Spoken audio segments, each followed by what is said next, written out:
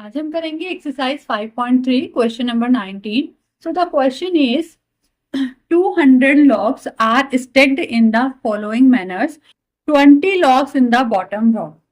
आपकी बुक में डायग्राम भी गिवन है। 200 logs हैं। logs मीन्स वुडन के जो स्टिक्स होती हैं, that is called logs। So 200 logs हैं और वो किस तरह से उनका स्टैक बना हुआ है, जो उनका ढेर बना हुआ है वो किस तरह से बना हुआ है कि 20 logs बॉटम में है। इस तरह से 20 logs हैं ऐसे बॉटम में, देन 19 है उससे ऊपर, देन 18, देन 17, ऐसे ही ढेर लगाया गया है। उसके ऊपर और कम होती गई होंगी। सो क्वेश्चन ने क्या बोला है, 20 logs in the bottom row, यहाँ पर 20 logs हैं। 19 इन द नेक्स्ट रो, इसके ऊपर 19 logs हैं। डायग्राम आप बुक में देख सकते हैं अपना। 18 इन द नेक्स्ट रो, यहाँ पर 18 है, next to it and so on. इसी तरह से यहाँ 17, 16, 15 ऐसे ही कम होते जा रहे हैं कि in how many rows are the 200 logs placed. अब यहाँ पर हमें जो टोटल 200 logs को प्लेस्ड करना है तो वो कितनी रो में जाकर 200 logs होंगे।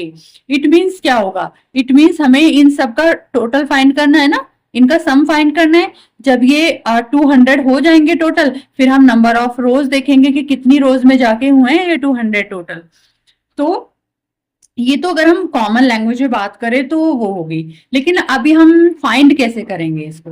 देखिए हमको सम गिवन है और हमें वैल्यू एक्चुअल में फाइंड किसकी करनी है। देखो ये n है ना, ये फर्स्ट टर्म है, ये सेकंड टर्म है, थर्ड, फोर्थ, फिफ्थ, तो हमें वही तो टर्म फाइंड करनी कि कौन सी टर्म पर जाकर इनका टोटल जो होगा वो 200 होगा।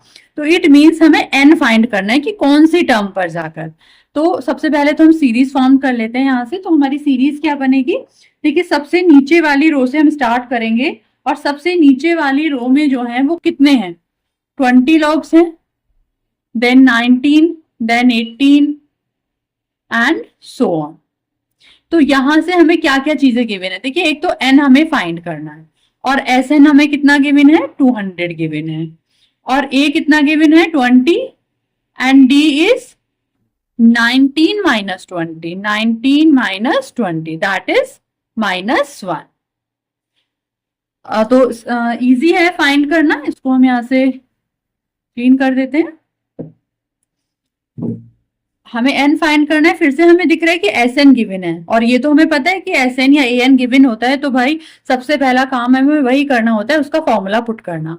तो हम यहाँ पे फॉर्मूला पुट कर देते हैं, Sn is equal to n/2 2a plus n minus 1d। हमें यहाँ से n की वैल्यू फाइंड करनी है कि ये जो Sn है जो कि कितना है यहाँ पर 200 है, ये Sn कब जाकर आया है, कितनी रो में जाकर ये 200 टोटल बना है। सो n की हमें वैल्यू फाइंड करनी है, n को हम n रहने देंगे 2, a is 20 plus n minus 1 and d is -1। 200 is equal to n/2, 22 जा 40 प्लस n -1 में हम -1 से मल्टीप्लाई कर लेंगे तो कितना बनेगा, -n एंड -1 की जब -1 में होगी तो +1, और यहाँ पर सॉरी यहाँ कुछ नहीं होगा। अब हमें 2 को हम इधर भेज देते हैं, 400 इज इक्वल टू इस n की भी अंदर मल्टीप्लाई कर लेते हैं, 40n minus n square plus n। अब यहां से हमारी एक क्वाड्रेटिक इक्वेशन फॉर्म हो रही है, तो फिर इसको ठीक से बना लेते हैं। कैसे बना लेते हैं, देखो पहले इसको थोड़ा सा और सॉल्व कर लेते हैं। -n square 40n and n कितना हो गया, 41n। अब सबको एक तरफ ले आते हैं, इनको इधर ले आते हैं जिससे कि n स्क्वायर पॉजिटिव बन जाए, n स्क्वायर एंड 41 माइनस का हो जाएगा और 400 अपने ही प्लेस पर है तो वो पॉजिटिव ही रहेगा। अब देखिए इसकी हमें मिडिल टर्म स्प्लिटिंग करनी है। तो मिडिल टर्म स्प्लिटिंग में हमें क्या करते हैं, हम इस सब को एज इट इज रखते हैं और इसके प्लेस को हम थोड़ी देर के लिए ना ब्लैंक छोड़ देते हैं कि भाई इसके प्लेस पर हमें 2 नंबर चाहिए होंगे तो उन्हें हम सोचेंगे। अब तो हमें कौन से दो नंबर यहाँ पर ऐसे हैं जिनकी मल्टीप्लाई करने पे 400 आए और प्लस या माइनस करने पर 41। तो ऐसे दो नंबर हैं 16 एंड 25। आप चाहो तो फैक्टर करके देख सकते हो, मैंने आपको बहुत सारे क्वेश्चंस में लास्ट वीडियोस में करके दिखाया हुआ है कि किस तरह से हम फैक्टर्स फाइंड करते हैं। फिर भी अगर किसी को कोई डाउट लगे और आपको फैक्टर सॉल्व ना हो तो प्लीज कमेंट करके जरूर बताएं, आपके हर कमेंट का रिप्लाई आपको मिलेगा। n square minus 16n 25n plus 400,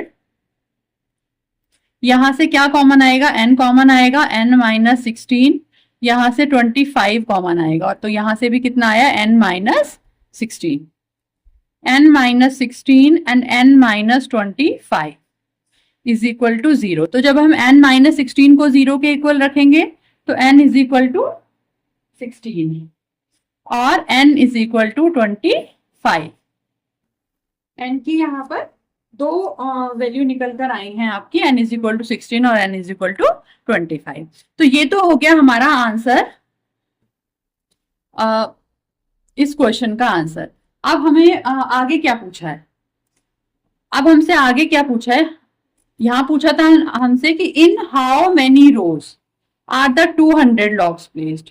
तो इन हाउ मेनी रोज का तो हम आंसर ले आए हैं, बट अभी हमसे और क्या पूछा है, and how many logs are in the top row. Top row में कितनी जो है देखिए टोटल रो कितनी है हमारी, n आई है और 25 आई है। अब आप सोच रहे होंगे मैम ऐसा कैसे पॉसिबल है कि भाई 16 रो में भी इस तरह से जो 16 रो होंगी 16 में जाके भी टोटल 200 बन रहा है और 25 में भी जाकर टोटल 200 बन रहा है, ऐसा कैसे पॉसिबल है। तो देखिए इसमें से एक की वैल्यू को तो हमें नेग्लेक्ट करना पड़ेगा, ठीक है। तो वो कैसे पता चलेगा हमें कि एक्चुअल में इसमें से करेक्ट आंसर कौन सा है, इसमें से वैलिड कौन सा है हमारा, किसको हमें नेग्लेक्ट करना है। तो अभी हमसे पूछा है कि जो टॉप रो है, सबसे ऊपर वाली रो जो है, देखो वो सबसे ऊपर वाली रो 16 भी हो सकती है, वो 25 भी हो सकते हैं, क्योंकि हमने टोटल रो फाइंड कर लिया है ना, एन फाइंड किया है हमने। तो उसने पूछा जो सबसे ऊपर वाली रो है उसमें कितनी वुडन मतलब कितने लॉग्स जो होंगे वहां पर प्लेस्ड होंगे। तो सबसे पहले हम 16 वाली रो का फाइंड करके देख लेते हैं कि 16 वाली रो में कितने होंगे। तो अभी हमें इस सीरीज से एक चीज तो पता चल रही है कि जो लॉग इस तरह से प्लेस्ड हैं कि पहले 20 थे, फिर 19 है, फिर 18 है, ऐसे कम होते जा रहे हैं, कम होते जा रहे हैं। तो 16 पे आके और भी कम हो जाएंगे, लेकिन फिर भी हम 16 वाला फाइंड कर लेते हैं। तो क्या फाइंड करना है हमें, हमें A16 फाइंड करना है।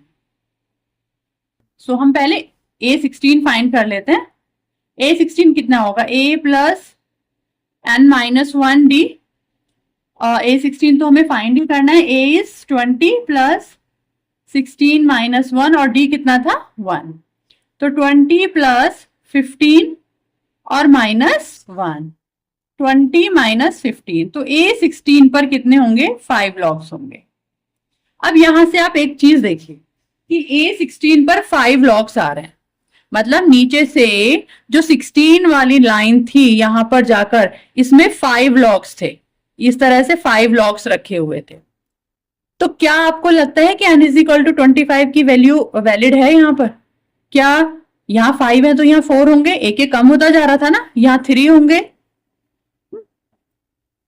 तो यहाँ 3 और 4 की तो नौबत ही नहीं आएगी, क्योंकि टोटल रो ही कितनी है 16 है, यही टोटल 200 हो गया होगा, इससे आगे पॉसिबल ही नहीं है। तो इसीलिए जो n की ये वाली वैल्यू है ये पॉसिबल नहीं होगी, n की 16 वैल्यू ही हमारी जो है वो पॉसिबल वैल्यू होगी। तो इसको हम थोड़ा सा लिख देंगे स्टेटमेंट, एज अ स्टेटमेंट। क्या लिखेंगे हम यहाँ पर, all terms after 21 are negative, there are the, हम यहाँ पर लिखेंगे कि हेयर, थोड़ा सा थ्योरी हमें देनी पड़ेगी यहाँ पर, तो मैं इसको इरेज कर देती हूँ। अब हमें थ्योरी जो लिखनी है सिर्फ इस चीज के लिए लिखनी है कि भाई हम n इज इक्वल टू 25 को नेग्लेक्ट क्यों किया है, हमने सिर्फ हमने n इज इक्वल टू 16 को ही क्यों कैरी ऑन किया है, 25 को क्यों नहीं किया है।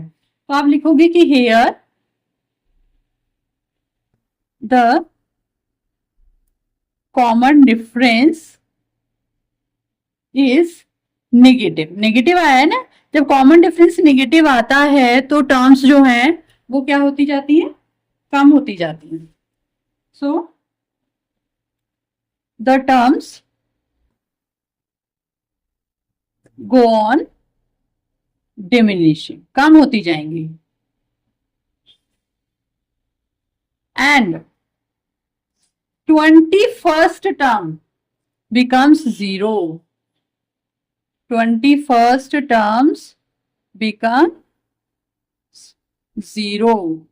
अभी किसी को ये लाइन क्लियर नहीं हुई होगी तो मैं एक बार समझा देती हूँ. देखिए हमारा यहाँ से क्या है कि 16 लाइन पर 5 लॉग्स हैं. 16 लाइन पर ये 5 लॉग्स हैं. ये 16 वाली लाइन थी. सपोज करो कि इसके ऊपर 17, 18, 19, 25 तक हैं. हो सकता है ना कि n की वैल्यू 25 भी वैलिड हो. जब यहाँ 5 है तो यहाँ पर 4 होंगे, ये 17 वाली लाइन होगी.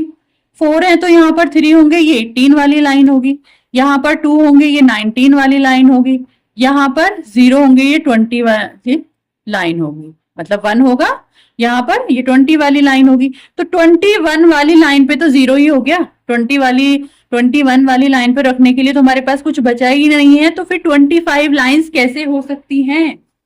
नहीं हो सकती हैं. तो इसी चीज को हमें लिखना है बस. यहाँ पर 21 टर्म्स ही बिकम 0 हो जाएगी हमारी.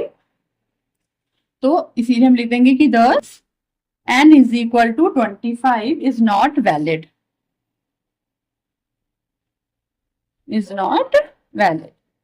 आई होप सभी को क्लियर हो गया होगा. फिर भी अगर किसी को कोई भी कहीं भी किसी भी टर्म में कोई डाउट है तो प्लीज कमेंट जरूर करें.